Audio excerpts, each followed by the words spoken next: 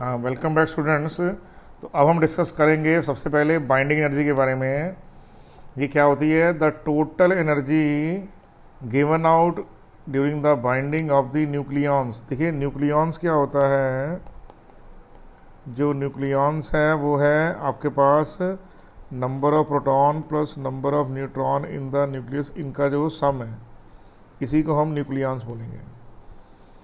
तो जब एक न्यूक्लियाई के अंदर प्रोटॉन और न्यूट्रॉन को आप इकट्ठे कर देते हो, ठीक है, तो उस प्रोसेस के दौरान जो एनर्जी रिलीज होती है, given out energy, given out है यहाँ पे। एनर्जी क्या है यहाँ पे? Given out. उस प्रोसेस के दौरान जो एनर्जी रिलीज आउट होती है उस एनर्जी का नाम है बाइंडिंग एनर्जी। क्या नाम है बेटे? Binding energy. Sure about that? Binding energy को अगर आपने मेजर करना है तो उसकी डिटर्मिनेशन या मेजरमेंट के लिए आप यूज़ करेंगे mass defect rule of.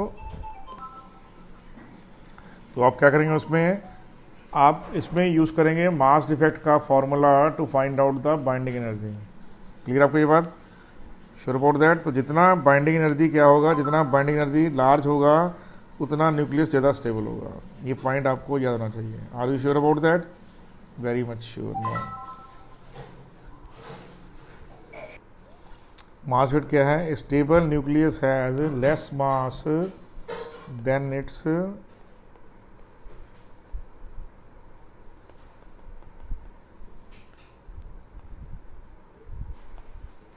Constituent particles. Clear आपको ये बात? तो मास डिफेक्ट की वैल्यू क्या होगी यहाँ पे? ये होगी sum of the masses of all the constituents minus mass of the stable nucleus। ठीक है, क्लियर नहीं क्लियर? तो उसका जो डिफरेंस होगा वो डिफरेंस क्या होगा? वही डिफरेंस होगा डेल्टा एम। तो उसके बाद एनर्जी निकालनी है तो क्या करेंगे आप करेंगे डेल्टा एम सी स्क्वायर।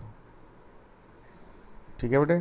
तो यहाँ पर डेल्टा एम जो डिफरेंस इन मास है वो आप इन ग्राम्स लिखिए और सी की वैल्यू को सेंटीमीटर पर सेकंड में रिपोर्ट कीजिए। तो इसको करने पर क्या होगा? इसको करने पर आपके पास जो एनर्जी की वैल्यू आएगी वो आ जाएगी आपके पास वैल्यू जूल्स में। इसमें आ जाएगी बड़े जूल्स में, आपके पास आंसर आ जाएगा। Are you sure about that और नॉट? क्लियर?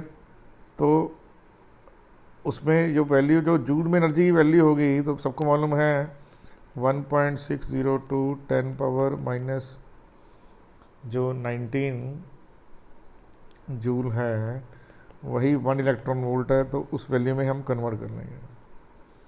जैसे मान लीजिए हमारे पास, मान लीजिए, वैसे होता तो नहीं है, मान लीजिए 1 AMU का मास लॉस होता है। ठीक है, तो लेट अस कंसीडर क्या? लेट अस कंसीडर जो मास लॉस है वो कितने का है? वो है 1 AMU का। तो 1 AMU क्या है? 1.66 इंटू 10 पावर माइनस 24 ग्राम। सी का वैल्यू क्या है? 3 इंटू 10 पावर 8 मीटर पर सेकेंड। ये वैल्यू है 10 पावर 10 सेंटीमीटर पर सेकेंड। तो जो हमारे पास एनर्जी या जिसको आप बाइंडिंग एनर्जी बोल रहे हैं वो वैल्यू क्या आएगी? Delta M C square. तो 1 AMU की जगह आप ये ग्राम में आंसर लिखिए, सी स्क्वायर की जगह आप स्पीड की वैल्यू लिखिए। व्हेन यू सॉल्व इट, तो सॉल्व करने पर आपके पास जो आंसर आ रहा है वो आ रहा है 14.94 इंटू 10 पावर। ठीक है बेटे? अब इस वैल्यू को आप क्या करेंगे? इस वैल्यू को आप डिवाइड कर दीजिए 1.602 10 पावर माइनस 19। तो जैसे ही आप इसको डिवाइड करते हैं, what is the answer you are able to get. ठीक है बेटे, तो जैसे ही आप डिवाइड करेंगे, डिवाइड करने पर आपके पास जो आंसर आएगा वो आ जाएगा। तो इसका मतलब क्या हो गया, जब कभी, अब इसको चेक कीजिए ध्यान से, जब कभी भी 1 AMU मास का लॉस होगा तो आप यहाँ पर ये वैल्यू रख पुट कीजिए, डेल्टा की जगह 1 AMU पुट कीजिए, सी की जगह वैल्यू पुट कीजिए, आपके पास आंसर में ये एंड में आंसर आ गया आपके पास 931.478। ये 10 पावर 8 था, इसको 100 कर दिया तो 931 हो गया ये। तो 10 power 6 electron volt becomes 931.478 mega electron volt आ गया। 10 पावर 6 कितना होता है, मेगा। तो जब भी 1 AMU का लॉस होगा, जब भी 1 AMU का लॉस होगा, हमेशा इतनी एनर्जी आपकी बाहर आएगी। क्लियर आपकी बात। तो आपने करना कुछ नहीं है, हर केस में आपने लिखना है कितना मास डिफरेंस आ रहा है। तो मास डिफेक्ट लिखिए, mass defect into 931.478 mega electron volt से मल्टीप्लाई कर दीजिए, आपके पास क्या आ जाएगा, binding energy of that particular atom, nuclear आ जाएगी। Are you sure about that? Clear नहीं? जैसे मान लीजिए किसी केस में जो मास डिफेक्ट आया है, कितना आया, किसी केस में जो मास डिफेक्ट आया है मान लीजिए वो है 0.04 AMU। तो वो यहाँ पे पुट कीजिए, आंसर कितना आ जाएगा 0.04 इंटू ये उसकी बाइंडिंग एनर्जी आ गई।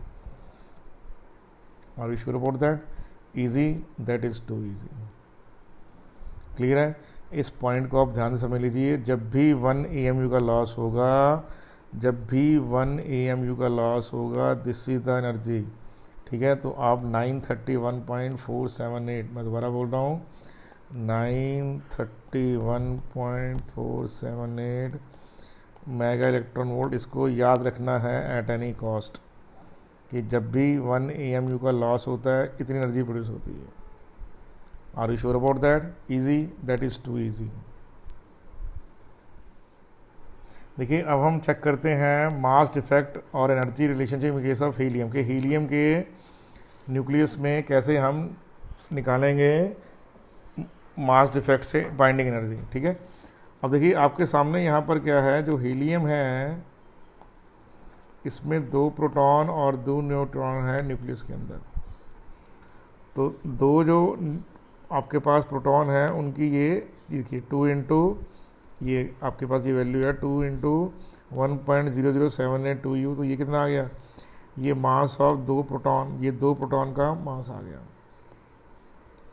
फिर 2 न्यूट्रॉन है, न्यूट्रॉन का मास कितना होता है 1.00865।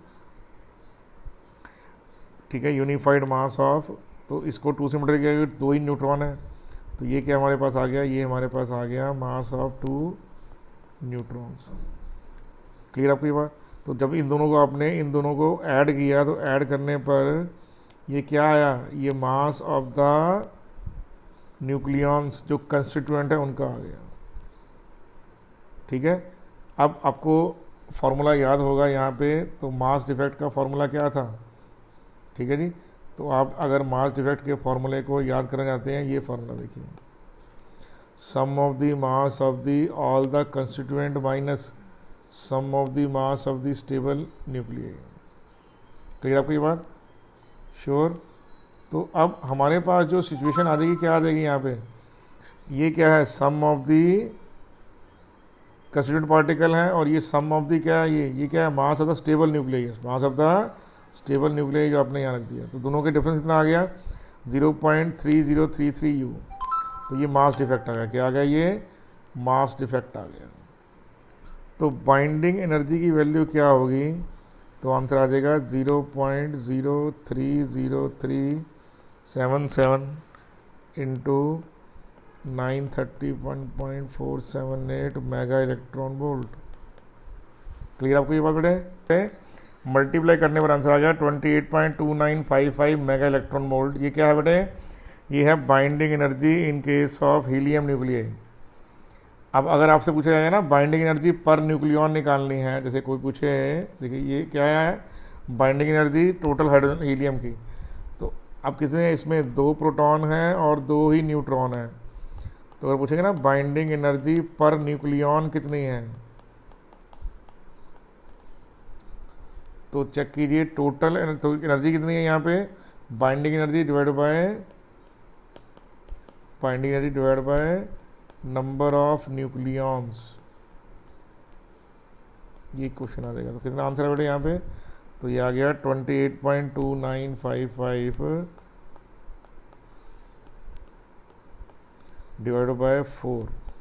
तो आपने इसको 4 से डिवाइड किया तो क्या आ गया, this is the mega electron volt energy per nucleon. ठीक है बेटे, तो जब भी बाइंडिंग एनर्जी आएगी उसको आप टोटल नंबर ऑफ न्यूक्लियॉन से या मास नंबर से डिवाइड कर दीजिए, आपका आंसर क्या आएगा पर न्यूक्लियॉन। तो आ गया 7.074 mega electron volt per nucleon. ठीक है बेटे, sure, easy, that is too easy. Okay बेटे, वेरी गुड। देखिए जब भी कोई पॉजिट्रॉन और एक इलेक्ट्रॉन, बीटा पार्टिकल इलेक्ट्रॉन होता है, जब भी कोई बीटा प्लस क्या होता है, बीटा प्लस सबको पता है इट इज पॉजिट्रॉन, और बीटा नेगेटिव क्या है सबको मालूम है, दैट इज इलेक्ट्रॉन। तो जो इन दोनों का मास इक्वल होता है, mass of beta plus is equal to mass of beta negative, सिवाय चार्ज इनका डिफरेंस होता है, एक का चार्ज +1 है दूसरे का -1 है, despite that nothing is different, mass is same. तो अगर पूछेंगे डेल्टा एम की वैल्यू क्या है यहाँ पे, तो आप बोलेंगे 2, क्योंकि 2 ये भी खराब हो, ये भी खत्म हो गया, ये भी खत्म हो गया, तो 2 इंटू मास दोनों का इक्वल है, तो एक मास ऑफ आपका इलेक्ट्रॉन क्या है, तो ये है 0.000548 AMU, क्योंकि दोनों का मास सेम है यहाँ पे, तो मैंने 2 से मल्टीप्लाई कर दिया, क्योंकि ये mass of proton plus mass of positron दोनों का इकट्ठा आ गया। ठीक है, अब ये मास लॉस हो गया, तो इसको आपने क्या नहीं करना, इसको सिर्फ आपने बाइंडिंग एनर्जी निकालने के लिए या एनर्जी निकालने के लिए 2 इंटू 0.00548 इंटू क्या करेंगे आप लोग, इसको मल्टीप्लाई करेंगे 931.478 मेगा इलेक्ट्रॉन वोल्ट से, वो जो गामा रेडिएशन बाहर आएगा that is the energy. Easy और टू इजी, दोबारा समझ लीजिए, ये 2 क्यों लिखा गया है, क्योंकि पॉजिट्रॉन भी डिसअपियर हुआ है और इलेक्ट्रॉन भी डिसअपियर हुआ है, तो कितने मास का लॉस हुआ है, 2 मास का लॉस हुआ है, और दोनों का मास सेम है, इसलिए मैंने 2 से मल्टीप्लाई कर दिया। Are you sure about that? I think very much sure. उसके बाद जो डेल्टा एम है उसको मल्टीप्लाई किससे कीजिए, 931.47 से, आपके पास एनर्जी की वैल्यू आ जाएगी। Easy, that is too easy. Sure बेटे? जो नेक्स्ट क्वेश्चन करेंगे वो आपको दिखाएंगे आयरन के केस में, किसके लिए बेटे, आयरन के केस में निकालने के लिए। आयरन में कितना है, 5626, तो आपके पास सीधे सीधी बात है, 26 प्रोटॉन है, 30 न्यूट्रॉन है। ठीक है, ये हमारे पास सिचुएशन है। ठीक है, तो ये मास ऑफ प्रोटॉन है, ये मास ऑफ न्यूट्रॉन है, तो क्योंकि 26 प्रोटॉन है तो हमने 26 से मल्टीप्लाई किया, तो ये कितना आ गया, ये हमारे पास आ गया mass in AMU of what, constituent 26 protons. उसी तरह 30 न्यूट्रॉन्स हैं, तो 30 इंटू दिस, क्या आंसर आ गया हमारे पास, that is the AMU of neutrons. तो 26 न्यूक्लियॉन्स की टोटल AMU वैल्यू क्या आ गई है, दिस इज द वैल्यू। लेकिन अगर हम चेक करेंगे आयरन का एक्चुअल मास तो कितना होता है, 5.93349332 AMU। तो कंस्टिट्यूएंट पार्टिकल के मास से आपने एक्चुअल मास को माइनस कर देना है, तो 56.434 से क्या माइनस किया आपने, एक्चुअल मास। ये क्या है, सारे के सारे कंस्टिट्यूएंट का मिलाकर मास है, और ये क्या है, न्यूक्लियस का, आयरन के न्यूक्लियस का मास है। माइनस करने पर ये वैल्यू आ गई AMU में। आपने ये डेल्टा एम को किससे मल्टीप्लाई किया, 931.5 से, दिस इज द व्हाट, ये वैल्यू किसकी आ गई, बाइंडिंग एनर्जी ऑफ दी, किसकी, आयरन की। फिर मैंने को बताया था बाइंडिंग एनर्जी पर न्यूक्लियन क्या होती है, total binding energy divide by number of nucleons, तो ये कितना आ गया, एनर्जी पर न्यूक्लियॉन, क्या energy per nucleon. Easy, that is too easy. Pappu महापप्पू। हाँ बेटे वापस आते हैं, तो अब आप चेक करते हैं, क्या चेक करेंगे अब हम चेक करेंगे सोडी ग्रुप डिस्प्लेसमेंट रूल। तो इस रूल में क्या होगा, इस रूल में सोडी ने क्या बताया कि जब कभी भी on losing in alpha particle the mass loss occur by 4 unit while atomic number decrease by 2 units, कि जब भी कोई अल्फा पार्टिकल लॉस होगा तो हमेशा क्या होगा, in all the cases what you will observe that कि जो मास लॉस है वो क्या हुआ, मास लॉस जो है वो 4 यूनिट डिक्रीज हुआ। ठीक है, on losing a beta particle क्या होगा, मास में no mass loss happen but atomic number increase by 1 unit. तो जब अल्फा पार्टिकल लॉस होगा तो मास और एटॉमिक नंबर दोनों का लॉस होगा, mass loss by 4 unit and atomic number by 2 units. लेकिन जब बीटा पार्टिकल लॉस होगा उस केस में क्या होगा, उस केस में हमें सिर्फ एटॉमिक नंबर का लॉस होगा, मास लॉस नहीं होगा। श्योर बेटे, तो ये आप याद रखिए। अब देखिए अब आगे चलते हैं इस पे। नेक्स्ट पॉइंट क्या आएगा आपके पास, जैसे एग्जांपल आ जाएगी, जैसे मान लीजिए यहाँ पर एटॉमिक मास नंबर है A और नंबर है Z। तो अगर एक अल्फा पार्टिकल का लॉस हुआ है यहाँ पे 1 का, तो मास नंबर में 4 का डिक्रीज आया, एटॉमिक नंबर में 2 का डिक्रीज आया। Sure about that. लेकिन मान लीजिए 2 अल्फा पार्टिकल हुए तो ये जो मास लॉस है डबल हो जाएगा, क्योंकि 2 अल्फा पार्टिकल बाहर आए हैं। तो ये यहाँ से मास नंबर डिक्रीज बाय 8 आ जाएगा, एटॉमिक नंबर डिक्रीज बाय, क्योंकि 2 × 2 4 हो गया। ये ऐसे ही अगर 3 अल्फा पार्टिकल का लॉस होगा तो मास लॉस भी 3 टाइम्स हो जाएगा, तो ये -12 हो गया, और एटॉमिक नंबर लॉस भी 3 टाइम्स हो जाएगा, तो 2 कितना हो गया, 6 हो गया। Easy, that is too easy. इसको ध्यान से समझ लीजिए ये पॉइंट को, ठीक है ना। क्लियर बेटे आपको ये बात, ये बहुत इंपॉर्टेंट है जो आपको समझना है इस पॉइंट को। क्लियर बेटे। नेक्स्ट देखिए, ये यहाँ पर क्या होगा, ये है अब बीटा इमिशन के बारे में। किसके बारे में, जब बीटा इमिशन होगा। पहले केस में क्या था, पहले केस में था अल्फा इमिशन। तो बीटा इमिशन में क्या होगा, तो आंसर है नो लॉस इन मास, मास का लॉस नहीं हो, ए विल रिमेन ए, लेकिन एटॉमिक नंबर विल इंक्रीज चाहिए, z बिकम्स व्हाट, z+1, और जो इलेक्ट्रॉन है वो यहाँ बीटा पार्टिकल बाहर आएगा। जैसे कार्बन 14 है, वो कार्बन क्या बन गया, नाइट्रोजन बन गया, और एटॉमिक नंबर 6 से कितना बन गया, चेक कीजिए 7, with the release of 1 beta particle. That is beta particle कुछ नहीं है, इलेक्ट्रॉन गिवन बाय न्यूक्लियस है। ठीक है जी।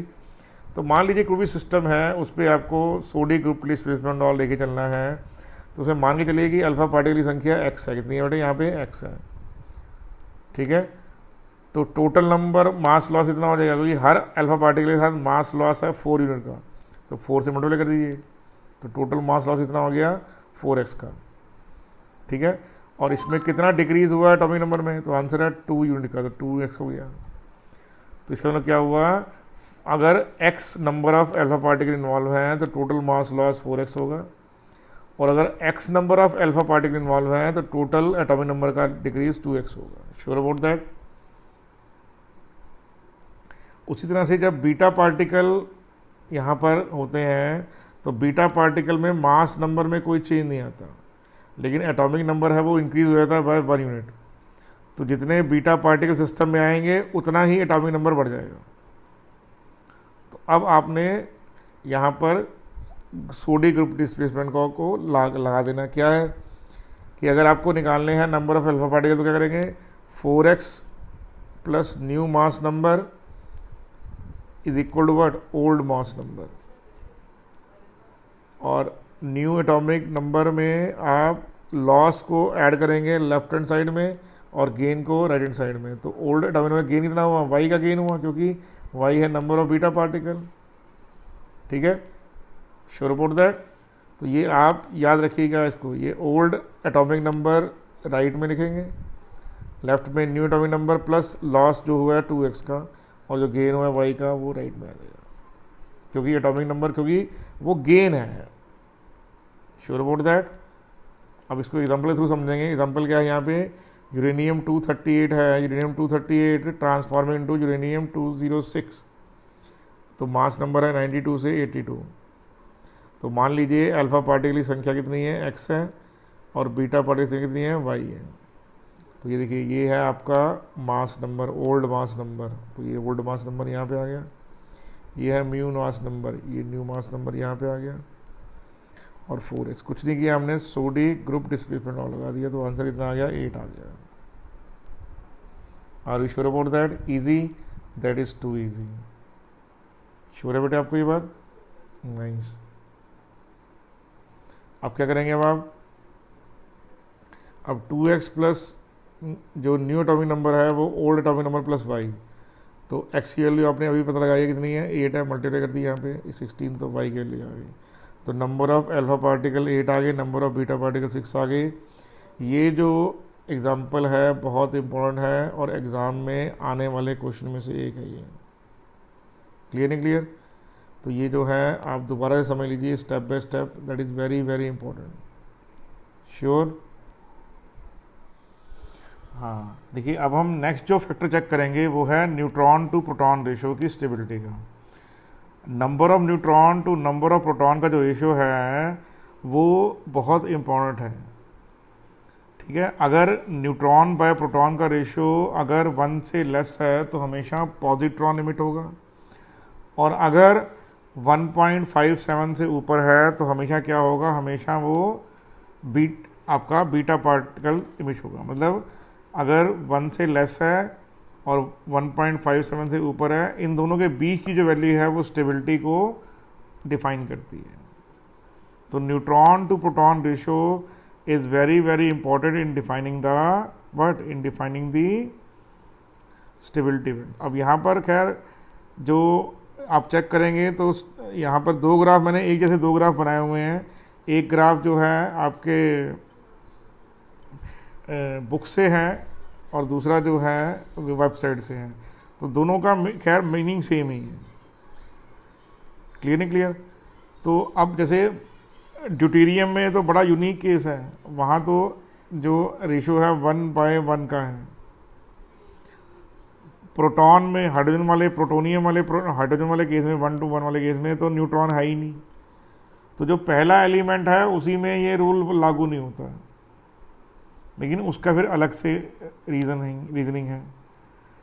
तो जैसे अब आप उसी के तीसरे रेडियोएक्टिव में जाएंगे जिसका नाम ट्रीटियम है, उसमें क्या है, उसमें जो रेशो है वो 2:1 है, 2 न्यूट्रॉन है और 1 प्रोटॉन है।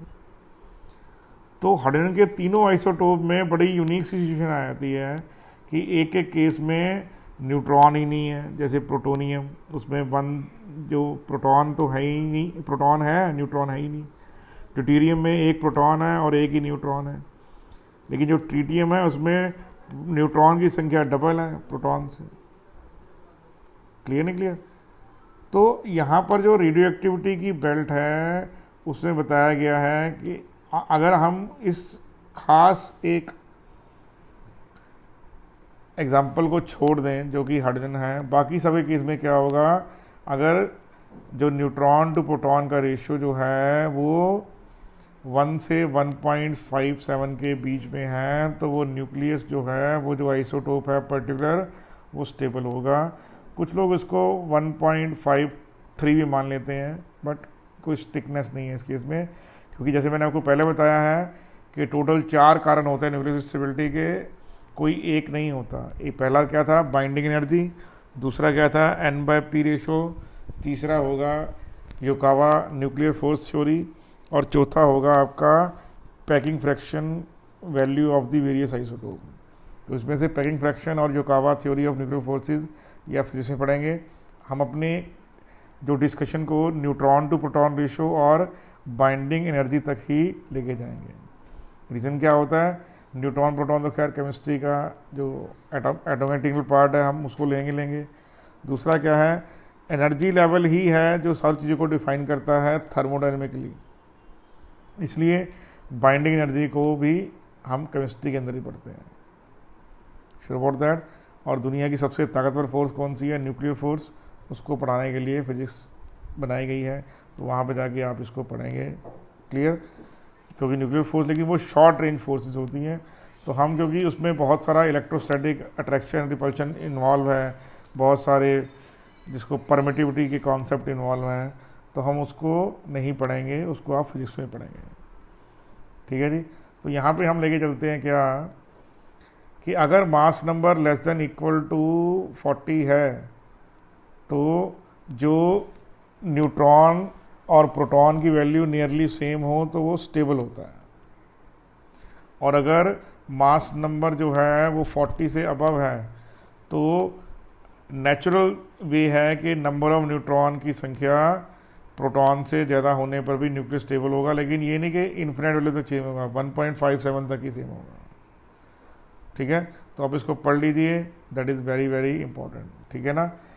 क्लियर? तो neutron to proton ratio increase करेगा, ठीक है, जब हम पॉजिट्रॉन एमिशन करेंगे या फिर अल्फा पार्टिकल करेंगे, और neutron to proton ratio increase करेगा जब हम क्या करेंगे, जब हम बीटा पार्टिकल एमिट करवाएंगे। तो जो न्यूट्रॉन टू प्रोटॉन रेशियो है जो इंक्रीज करेगा, कब करेगा? ठीक है, ड्यूरिंग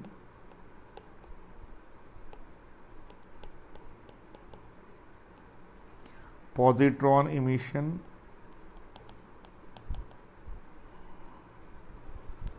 ड्यूरिंग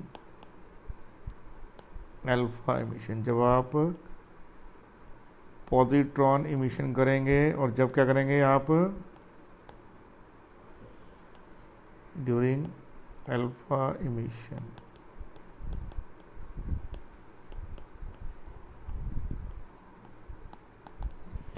इन दो केसेस में neutron to proton ratio increase करेगा, और जो न्यूट्रॉन टू प्रोटॉन रेशियो है, न्यूट्रॉन टू प्रोटॉन रेशियो वो डिक्रीज कब करेगा? वो डिक्रीज करेगा ड्यूरिंग व्हाट? डिक्रीज ड्यूरिंग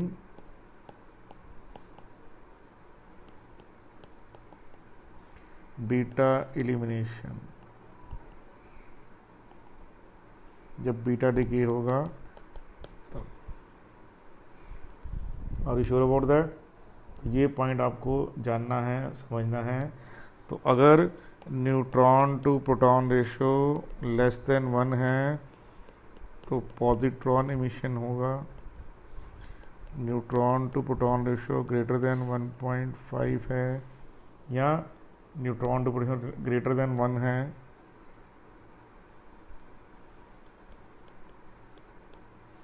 दोनों केस में क्या होगा? आपका बीटा एलिमिनेशन होगा।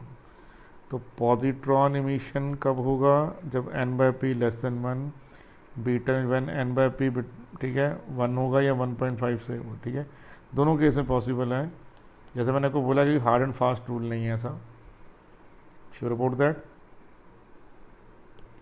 जैसे मान लीजिए कैल्शियम 3820 है, ये हमारे पास क्या है? एक आइसोटोप है कैल्शियम का। तो इस केस में क्या है? जो ए की वैल्यू है 38 है, तो नंबर ऑफ प्रोटॉन्स यहाँ पर 20 हैं, तो नंबर ऑफ न्यूट्रॉन्स कितने हो गए? 38 minus 20, it comes out to be how much? It comes out to be 18। तो न्यूट्रॉन बाय प्रोटॉन का रेशियो क्या हो गया? तो अब है 18/20 मीन्स 9/10। तो क्या होगा? ऑब्वियस है, पॉजिट्रॉन इमिशन होगा। क्या होगा? तो क्या दिखाया गया हमारे पास यहाँ पर कि कैल्शियम वाले केस में क्या होगा? It will give you what? It will give you potassium,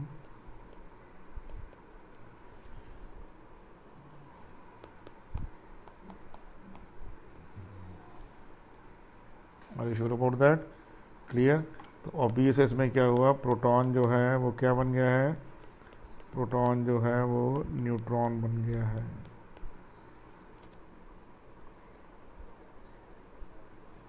are you sure about that?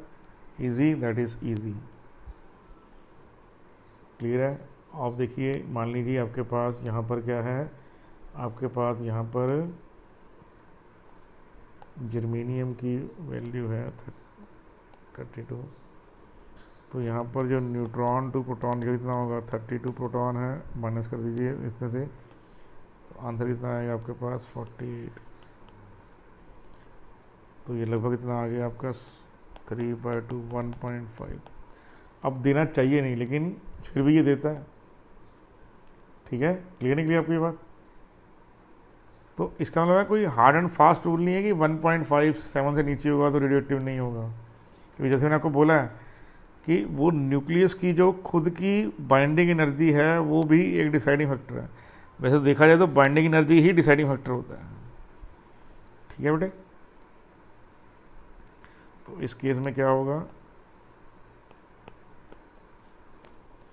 तो आपके पास ये आर्सेनिक में कन्वर्ट हो जाएगा।